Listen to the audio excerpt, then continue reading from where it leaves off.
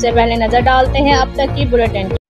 پیر طریقت پیر سید محمد افضال حیدر شاہ سجادہ نشین آستانہ عالیہ فیروکی شریف نے کہا ہے کہ اسوہ حسنہ صلی اللہ علیہ وسلم پر مکمل عمل پیراوکاری ہم فلاح دارین حاصل کر سکتے ہیں۔ ان خیالات کا اظہار انہوں نے کشمیر چوک نورپور تھل میں جماعت اہل سنت کے رہنما عبدالغفار بھٹی کی زیر نگرانی منعقدہ سالانہ محفل میلاد مصطفیٰ صلی اللہ علیہ وسلم سے خصوصی خطاب کرتے ہوئے کیا، جس کی صدارت تحریک لبیک پاکستان سرگودا ڈویژن کے ناظم اعلیٰ علامہ شیر محمد سیالوی نے کی، جبکہ نظامت کے فرائض ٹی ایل پی کے مقامی رہنما راجہ فیاض حسین اتاری نے سر انجام دیے۔ اس روحانی وجدانی محفل پاک کی کارروائی کا باقاعدہ آغاز تلاوت قرآن مجید فرقان حمید سے ہوا، جس کی سعادت نامور قاری اسد اللہ خان نیازی نے حاصل کی، جبکہ سرور کائنات فخر موجودات سیدنا حضرت محمد مصطفیٰ احمد مجتبیٰ صلی اللہ علیہ وسلم کے حضور گلہ عقیدت معروف نعت خواں محمد حسین نقشبندی نے پیش کیے۔ عظیم الشان محفل میلاد مصطفیٰ صلی اللہ علیہ وسلم میں